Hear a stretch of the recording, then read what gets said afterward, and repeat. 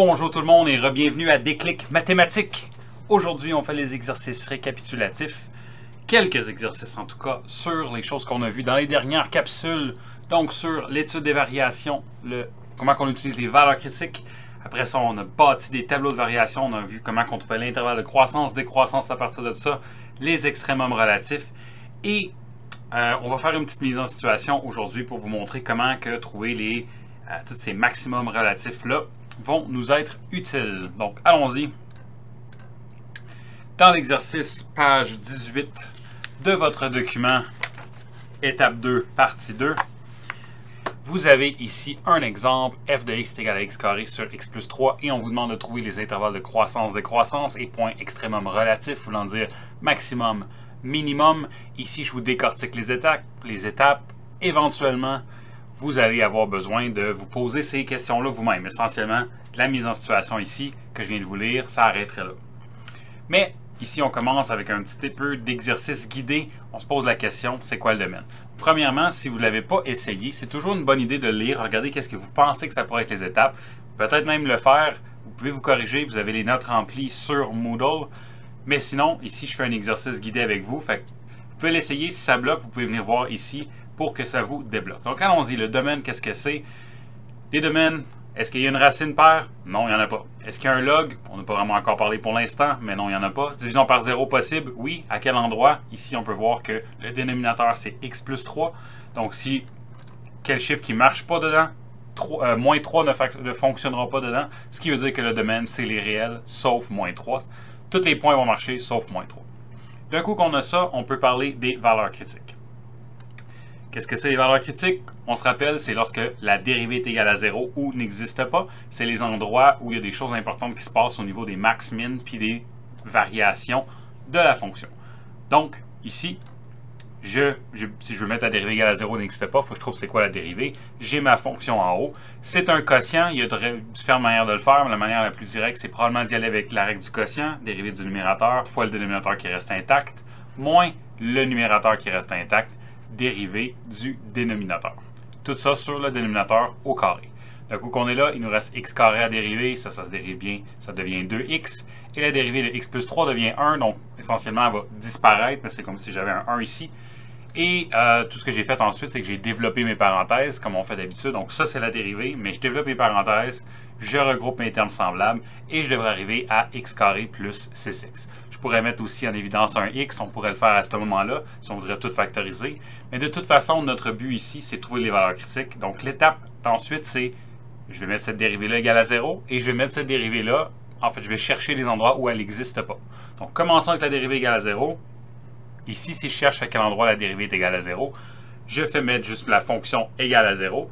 Et ensuite de ça, je fais la résolution. Mais ici, il faut comprendre que le dénominateur, x plus 3 au carré, si je l'envoie multiplier de l'autre côté, tout ce qui va arriver, c'est qu'il va être x plus 3 au carré fois 0, il va disparaître. Donc ça revient à juste faire le numérateur égal à 0.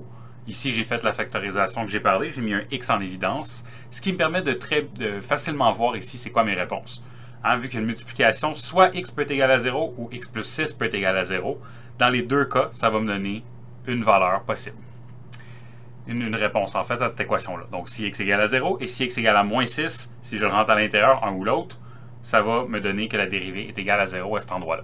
Donc ça, c'est deux valeurs critiques. Non seulement ça, mais c'est des valeurs critiques pour laquelle f' est égal à 0. Dérivée n'existe pas, on peut se poser la question à quel moment la dérivée qu'on a ici avec mon curseur n'existe pas. Bien, c'est un petit peu comme poser la question, c'est quoi le domaine de ça? Racine paire, log, division par 0. Ici, c'est la division par 0 qui peut causer problème.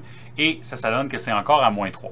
Ce qui est normal, on a déjà vu aussi dans la dérivabilité de fonctions que si une fonction n'est pas continue, n'est pas dérivable, ou si on veut, encore plus précis ici, si la fonction n'existe pas à moins 3, c'est certain que sa dérivée ne peut pas exister non plus. Donc, la dérivée n'existe pas à moins 3, car ce n'est pas dans le domaine. Maintenant, on est rendu à compléter le tableau. Donc, allons-y, on connaît nos valeurs critiques. On sait la plus à gauche, hein, on va du plus petit au plus grand. X égale à moins 6, c'est une valeur critique. Sa dérivée est égale à 0. Boum. Ensuite de ça, on sait qu'à x égale à 0, la dérivée est égale à 0. Donc, boum. Ensuite de ça, moins 3, on sait que sa dérivée n'existe pas. Donc, boum. Donc, faites attention de garder l'ordre. Moins 6, moins 3, 0, c'est ça qui est important. Ensuite de ça, il faut réaliser que les deux colonnes qui sont au bout, celle-là ici, à gauche, je la garde pour moins l'infini, à droite, je la garde pour plus l'infini. Mais les colonnes qui sont entre, eux autres, correspondent à des intervalles. Dans les exercices, dans les capsules précédentes, j'écrivais souvent ici c'est quoi ça représentait. C'est pas nécessaire, mais si vous voulez le faire, par exemple, cet intervalle-là ici, vous auriez pu écrire l'intervalle de moins 6 à moins 3 exclu à cause qu'ils ont chacun déjà leur colonne pour la valeur précise. Donc là, ce que je me pose la question, c'est trouver les signes de f', parce que c'est ça qui me donne la croissance-décroissance, et c'est ça ma question. Donc f', je veux savoir c'est quoi le signe. Pour savoir c'est quoi le signe, tout ce que j'ai besoin de faire, c'est prendre un chiffre à l'intérieur de l'intervalle et de le rentrer dans mon f' que j'ai déjà calculé ici. Donc, qu'est-ce que je fais? Je prends un chiffre. Donc ici, je pourrais prendre, mettons, moins 8, moins 10, moins 1 million. C'est pas vraiment grave. Si je le mets dans la fonction, ce qui va arriver, c'est que ça va me donner une valeur positive. La valeur va être différée dépendamment de quel chiffre que je prends, mais la valeur va toujours être positive. On a expliqué pourquoi que ça va l'être partout dans les capsules précédentes. Si vous n'êtes pas encore trop sûr, vous pouvez revenir voir. Et on fait la même chose ensuite. Donc là, après ça, il y a cette colonne d'intervalle-là, essentiellement entre moins 3 et moins 6, comme j'ai dit tantôt, ou on devrait dire peut-être entre moins 6 et moins 3. Je rentre un chiffre à l'intérieur, ça pourrait être moins 4, moins 5, ça pourrait aussi être moins 4,5. Il y a une infinité de chiffres ici, ce n'est pas juste les nombres entiers nécessairement. Donc, si je le rentre à l'intérieur de f', ça va me donner un nombre négatif. Et je continue comme ça, entre moins 3 et 0, ça va me donner un chiffre négatif. Et à la droite de 0, je pourrais rentrer 2, 3, 1 million. À l'intérieur de f', ça va me donner un chiffre positif. Ensuite de ça, à cause que la dérivée, je connais le signe, je sais la fonction est-ce qu'elle est décroissante ou croissante. C'est la pente de la tangente m'indique si la fonction est croissante ou décroissante, comme qu'on a parlé dans les ateliers d'avant. Donc, si c'est positif, c'est croissant. Si c'est négatif, c'est décroissant. On a décroissant encore et on a croissant encore. Donc déjà là, j'ai des intervalles de croissance-décroissance. Je peux aller chercher un petit peu plus d'informations que ça. Au bornes, c'est pas tellement grave parce que justement, ça va vers moins l'infini puis plus l'infini. Mais on pourrait se poser la question, c'est quoi ça vaut là, dans les espaces qu'on a ici? Bien, il faut aller voir c'est quoi l'intersection. F de x et moins 6. L'intersection, ça va être f de moins 6. Donc, il faut juste prendre faut juste prendre moins 6 et le rentrer à l'intérieur de f. F étant la fonction de départ, pas la fonction dérivée. Donc, si vous rentrez moins 6 là-dedans, vous devriez avoir moins 12. Et on fait la même chose pour le reste. Pour le moins 3, qu'est-ce qu'on va s'attendre à avoir? On a le domaine. Dans le domaine, c'est les réels sauf moins 3. Donc, c'est normal d'avoir, ici, on devrait avoir un n'existe pas. Et à 0, je le rentre encore à l'intérieur de la fonction, vous devriez avoir 0. Si vous le rentrez à l'intérieur de f de x. Comme j'ai dit, les colonnes ici sont réservées pour l'infini positif, l'infini négatif. Il y a certains livres qui ne vont même pas mettre de colonnes essentiellement. Moi, je les mets tout de suite parce que plus tard, lorsqu'on va parler d'absolu, on va souvent utiliser les colonnes. Donc, c'est une bonne habitude de se garder les colonnes à la fin pour ça. Donc, de notre tableau, qu'est-ce qu'on peut regarder? On peut remplir un petit peu des choses dans allure ici. Bon, on garde allure pour les colonnes d'intervalle libres pour l'instant. On va rajouter des choses éventuellement. On va la remplir, cette ligne-là. Mais pour l'instant, ce qu'on peut se poser la question, c'est sont où les maximums relatifs, sont où les minimums relatifs? C'est ça qu'on va écrire pour l'instant. Donc ici, comme j'ai dit, à moins l'infini, on ne va pas trop regarder qu'est-ce qui se passe. Mais à moins 6, est-ce que c'est un maximum ou un minimum relatif ou aucun des deux? Qu'est-ce que vous en pensez? Ça monte, puis après ça, ça descend. Donc, ça va faire un maximum relatif. Est-ce que c'est le plus haut de toute la fonction au complet? Peut-être. Ici, on ne posait pas la question parce qu'on va en parler à la prochaine capsule. Mais pour l'instant, on a le relatif. Donc, on a un max relatif, comme j'ai dit. À moins 3, qu'est-ce qui se passe? Ça descend et ça redescend. On peut dire que c'est ni un max ni un min. Qu'est-ce qui se passe exactement? On met ça sur la glace pour l'instant. Puis on peut voir que j'ai un minimum qui se trouve à 0 ici parce que ça descend et ça remonte après.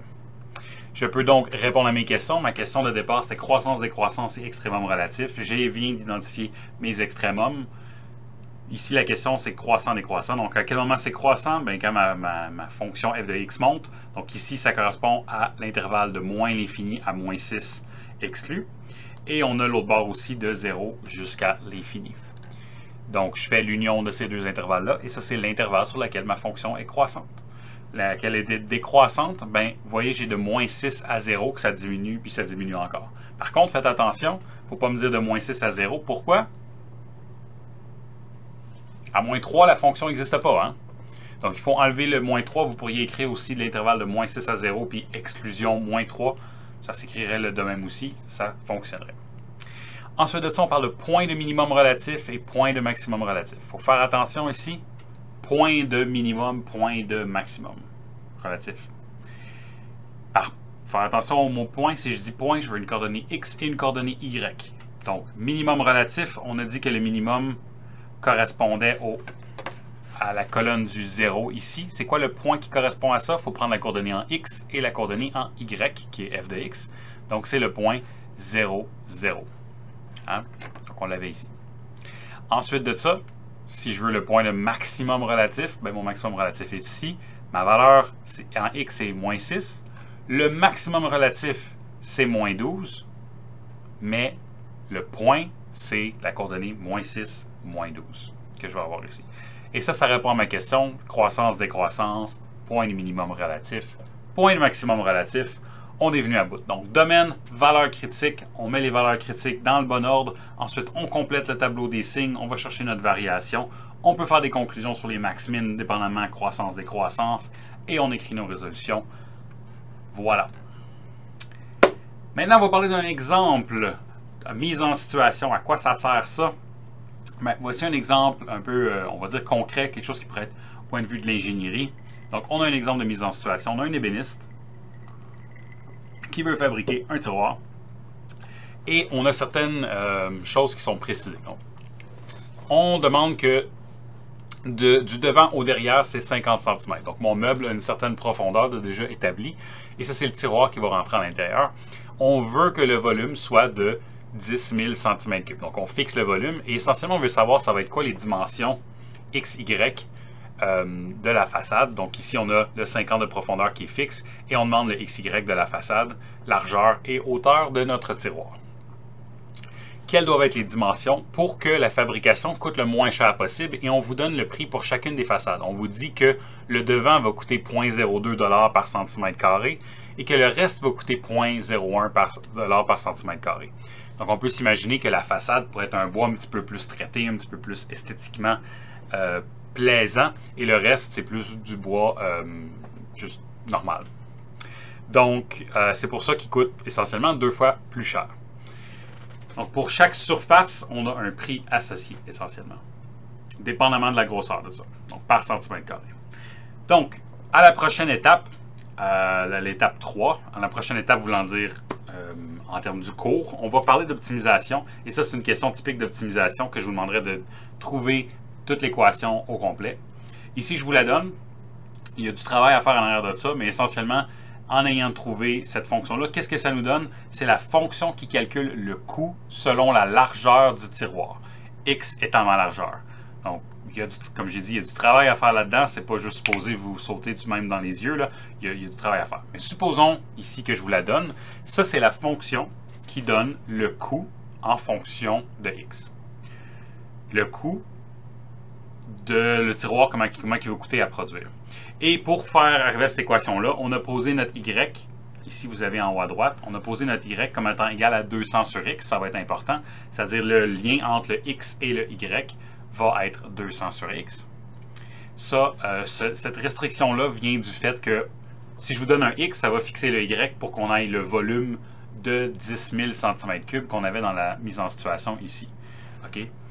Ensuite de ça, on veut que X soit plus grand que 0. Hein? X est une dimension, on ne peut pas y donner un nombre négatif, ça n'aurait pas de sens. Donc, on a notre fonction coût, on a notre restriction sur le X, et une fois cette mathématisation effectuée-là, hein, c'est ça souvent en mathématiques, on a une situation, on le met en mathématiques, ça va être là une grosse partie du travail d'un mathématicien, ça va être de trouver ces deux équations-là. On va en parler à la prochaine étape. Mais d'un coup que j'ai ça, je l'ai pas mal de reformulé. Ici, ce que je vous pose comme question, c'est en utilisant le vocabulaire du travail du cours, c'est-à-dire max, min, variation positive, croissance, décroissance, relatif, absolu, toutes ces affaires-là, je vous demande en fait, essayez d'écrire la question, quelle devrait être la dimension du tiroir pour que la fabrication coûte le moins cher possible sous forme mathématique. Hein? Parce que là, ça c'est une affaire, la personne vient vous voir en tant qu'ingénieur ou mathématicien ou quelque chose comme ça, elle vous dit quelles doivent être les dimensions du tiroir pour que la fabrication coûte le moins cher possible. Vous arrivez avec une fonction coût qui est ça, avec une restriction sur X qui est ça. Mathématiquement, ça correspond à quoi? Donc vous devriez avoir, mettons, là-dedans, vous devriez avoir la fonction c de x. Donc, présez sur pause, pensez-y. Comment est-ce que j'écris ça en langage mathématique, c'est-à-dire sans considérer la situation. Et je veux que la réponse à cette question-là soit la réponse aussi à la question de départ. Pas super clair, mais je vous laisse y réfléchir comment que ça serait votre question écrite en mathématiques. Donc, je prends pour acquis ici que vous avez fait pause et que vous avez pris le temps nécessaire. Qu'est-ce que devrait être la question? Bon, encore là, je sais que c'était peut-être pas super clair comme question, mais vous allez voir avec la réponse, vous allez comprendre c'était quoi ma question. Ici, ça serait déterminer la valeur de x. X, c'est quoi? Hein, ici, c'est quelles doivent être les dimensions. La dimension, c'est quoi? C'est x. X est une des dimensions. X et y, à vrai dire. Trouver la dimension de x pour que la fabrication coûte le moins cher possible. Fabrication coûte le moins cher possible, bien ça, c'est le coût. Hein, on a la fonction c de x qui est le coût. Donc, il faut que ça soit le plus bas possible. Il faut que ça soit un minimum. Il faut que ce soit un minimum de cette fonction-là. Si je trouve le minimum de la fonction coût, je vais avoir trouvé un coût minimal. Donc, ici, c'est ça. Déterminer la valeur de x pour laquelle la fonction atteint un minimum absolu. Si je trouve ça, j'ai trouvé les dimensions qui vont faire que mon coût de fabrication est le plus petit possible. OK, vous comprenez le lien? Essentiellement, j'ai une situation, je veux... Ici, ça dit la fabrication doit coûter le moins cher possible. Je trouve le coût de fabrication et je veux trouver le minimum absolu pour que ce soit le moins cher possible, sous la restriction que x doit être plus grand que 0. Ici, on aurait peut-être pu mettre trouver les valeurs de x et y, avec la restriction de y est égale à 200 sur x. Mais on est là. Donc, ça, c'est mon exemple de mise en situation. Donc, à la page 20, cette question-là, là, remplie en haut, là, dans l'encadré, vous l'avez déjà dans vos notes. À la page 20, de déjà tout écrit.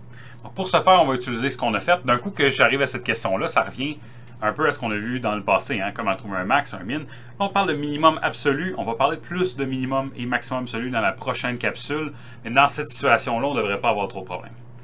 OK, donc on utilise les concepts. Donc, qu'est-ce qu'on a besoin de faire? Bon, on a besoin, premièrement, comme j'ai dit tantôt, trouver c'est quoi le domaine de la fonction coût.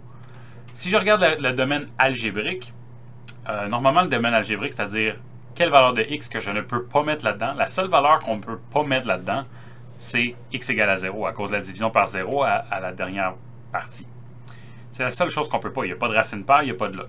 Par contre, si je mets que le domaine c'est de 0 à l'infini, ça, c'est parce que c'est un domaine contextuel. Le contexte me dit que je m'en fous des valeurs négatives de x. X est une dimension qui doit être positive. C'est ce qu'on a dit depuis tantôt. Ensuite de ça, ben, j'ai juste réécrit ma fonction c de x d'une autre manière, c'est-à-dire ma division par x, je l'écris plutôt fois x à la moins 1 pour que ce soit facile à dériver. Ensuite, je dérive la fonction. 0.5x devient juste 0.5. La dérivée de 6, c'est 0. Le 200 reste intact parce que c'est une constante en avant. Ce n'est pas une constante tout seul, mais c'est une constante. Donc, on peut la mettre en avant. Et dériver x à la moins 1. Le moins 1 vient en avant. Le moins 1 ici vient en avant. Et devient donc moins 200. Et l'exposant descend de 1 pour devenir moins 2. D'un coup, j'ai ça. Ça, c'est ma dérivée. Parfait. Je redescends mon x avec mon exposant négatif parce que je ne veux pas vraiment travailler avec des exposants négatifs. Je sais que mon but ici, après, ça va être de trouver les valeurs critiques. Hein? C'est ça la prochaine étape dans notre analyse. Donc, je ne veux pas avoir d'exposants négatifs. Et puis même écrit comme ça, ce n'est pas nécessairement évident. On pourrait faire un dénominateur commun. Il y a d'autres manières de le faire. On pourrait aller essayer de faire le calcul tout de suite, mais allons-y avec la méthode standard. Je fais mon dénominateur commun. Donc, 0.5, je le multiplie par x carré sur x carré pour que tout soit sur x carré. Et là, maintenant, j'ai ma dérivée. Je peux me poser la question, mes valeurs critiques, c'est quoi? Donc, à quel moment que ma dérivée est égale à 0? À quel moment qu'elle n'existe pas? Je mets ma fonction au complète égale à 0 et je résous. Ça, c'est ma valeur critique. Donc, mon x carré vient multiplier mon 0, va donc disparaître, ce qui veut dire que ça correspond à mon numérateur égal à 0. Si vous voulez aller directement là, vous pouvez aussi. Et là, j'envoie mon 200 de l'autre côté, je divise par mon 0.5 et je fais ma racine carrée. Racine carrée de 400. Ceci étant dit, je sais que je vais vite. Je prends pour acquis que vous pesez sur pause quand vous en avez besoin pour suivre les étapes ou que même essayer le numéro d'avant, hein, c'est toujours une possibilité. Donc là, j'ai dit x égale à 200. Techniquement, x carré est égal à 400. Il y aurait deux réponses. Hein, si j'oublie le contexte, toute le kit, là, si je vous dis x carré est égal à 400, x vaut quoi? Oui, x peut être égal à 20, mais il y en a une autre. X peut être égal à moins 20. Par contre, on va la rejeter. C'est pour ça que je la marque tout de suite, je l'enlève et je dis à rejeter. parce que c'est une valeur négative, on ne la veut pas cette valeur-là. On est en train de faire des études pour x plus grand que 0 parce qu'on est dans notre contexte, x égale à moins 20, on s'en fout. C'est une valeur négative, c'est une dimension qui n'a pas de sens. Donc, on est prêt, à vrai dire, dérivée n'existe pas. Aussi, même affaire, à quel moment la dérivée n'existe pas. Donc, je vais voir ma fonction ici que j'ai. À quel moment que ça n'existe pas, ça? Racine paire, il n'y en a pas. Log, il n'y en a pas. Division par 0, possible lorsque x est égal à 0. Donc, j'ai une valeur critique égale à 0, mais encore là, c'est hors domaine. Hein, en fait, c'est sur le bord ici de mon domaine. Donc, on n'aura pas besoin de mettre une colonne propre à ça. Ça va déjà être une des colonnes des extrémités de mon domaine.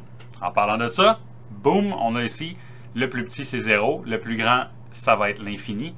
Et on sait qu'à 0, la fonction n'existe pas. Techniquement, la fonction n'existe pas à cause de la division par 0. Ensuite de ça, on a que la dérivée n'existe pas. Si la fonction n'existe pas, la dérivée ne peut pas exister. Hein. S'il n'y a pas de fonction, on ne peut pas inventer une dérivée. Ensuite de ça, 20, c'est ma valeur critique que j'ai trouvée ici. Je la mets comme valeur critique dans mon tableau. Et ensuite de ça, je sais que la dérivée est égale à 0 parce que c'est comme ça que j'ai trouvé. Hein. X est égal à 20, l'équation va commencer avec la dérivée égale à 0. C'est comme ça que je l'ai trouvé. Ensuite de ça, on la borne à l'infini si j'ai écrit que c'est l'infini. S'il n'y a rien écrit, je prends pour acquis que c'est l'infini qui est écrit. Et ensuite de ça, on est prêt à compléter mes intervalles. Donc, c'est quoi le négatif ici? C'est la dérivée entre 0 et 20. Donc, je peux prendre n'importe quelle valeur entre 0 et 20, 10, 15, racine de 2, pi, c'est pas grave. Hein? Et on le rentre à l'intérieur de f'. Dans tous les cas, ça va vous donner une valeur négative. Si je prends une valeur plus grande que 20, 22, 23, 24, 1 million, 550 000, et je rentre ça dans f', j'ai besoin de rien qu'une évidemment, hein. Je le rencontre dans f', ça va me donner une valeur positive. D'un coup, j'ai ça. Je peux regarder donc que la fonction f est décroissante. Hein? Si f' est négatif, ça veut dire que ma fonction est en train de diminuer. Ce qui veut dire que donc ma fonction est en train de diminuer. Hein? C'est ça qu'on veut. Ma fonction est décroissante. Et si c'est positif, ma tangente est positive, ce qui veut dire que ma fonction est en train d'augmenter. Donc, elle est croissante. Qu'est-ce qu'on peut trouver d'autre aussi? On peut trouver le 26 qui est ici. Comment on a fait pour trouver ce 26-là? Je vous laisse 2 petites secondes pour y réfléchir.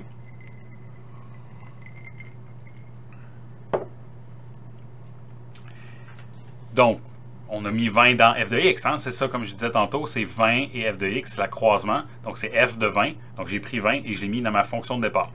Là, petite chose à vous mentionner, j'appelle ça f de x. Hein? Il y a une petite erreur ici, techniquement. Ça devrait être quoi?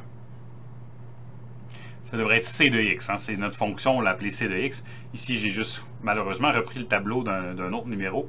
Donc, petite erreur ici à corriger. Mettre vos c de x, c' de x. Ensuite de ça, je me pose la question. Donc, mon but, c'est de savoir c'est quoi le minimum absolu de toute la fonction. Est-ce que ici, je suis capable d'identifier qui est où le minimum absolu?